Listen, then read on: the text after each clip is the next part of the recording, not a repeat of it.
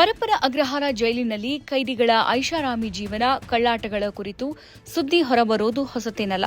ಅದೆಷ್ಟೇ ಕಟ್ಟುನಿಟ್ಟಿನ ಕ್ರಮಗಳನ್ನು ಜಾರಿ ಮಾಡಿದ್ರೂ ಕೈದಿಗಳು ಮಾತ್ರ ತಮ್ಮ ಮನಸ್ಸೋ ಇಚ್ಛೆ ಜೀವನ ನಡೆಸ್ತಾ ಇದ್ದಾರೆ.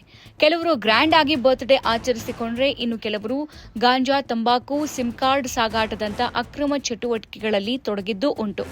ಅದೇ ರೀತಿ ಕೇಂದ್ರ ಕಾರಾಗೃಹದಲ್ಲಿ ಮತ್ತೊಮ್ಮೆ ವಿಚಾರಣಾಧೀನ ಕೈದಿಯೊಬ್ಬ ಸೆಲ್ನಲ್ಲಿ ಕುಳಿತೇ ತನ್ನ ಪತ್ನಿಗೆ ವಿಡಿಯೋ ಕಾಲ್ ಮಾಡಿರುವ ಘಟನೆ ಬಹಿರಂಗವಾಗಿದೆ.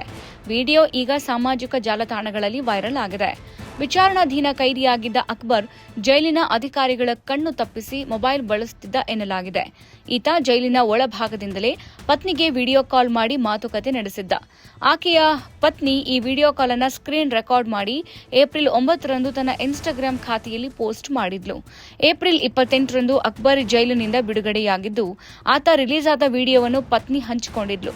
ಸದ್ಯ ವಿಡಿಯೋ ವೈರಲ್ ಆಗುತ್ತಿದ್ದಂತೆ ಎಚ್ಚೆತ್ತ ಆಕೆ ಇನ್ಸ್ಟಾದಿಂದ ವಿಡಿಯೋ ಡಿಲೀಟ್ ಮಾಡಿದ್ದಾಳೆ. ಪರಪ್ಪನ ಅಗ್ರಹಾರದಲ್ಲಿ ಇಂತಹ ಅಕ್ರಮಗಳು ಇದೇ ಮೊದಲೇನಲ್ಲ. ಕಳೆದ ವರ್ಷಗಳಿಂದ ಜೈಲು ಐಷಾರಾಮಿ ಸೌಲಭ್ಯಗಳ ತಾಣವಾಗಿ ಮಾರ್ಪಟ್ಟಿರುವ ಬಗ್ಗೆ ಸರಣಿ ಆರೋಪಗಳು ಕೇಳಿಬಂದಿದ್ವು. ಕಳೆದ ನವೆಂಬರ್ನಲ್ಲಿ ಜೈಲಿನ ಒಳಗಿನ ಹೈಫೈ ಲೈಫ್ ವಿಡಿಯೋಗಳು ಹೊರಬಂದಾಗ 3 ಅಧಿಕಾರಿಗಳನ್ನು ಅಮಾನತು ಮಾಡಲಾಗಿತ್ತು.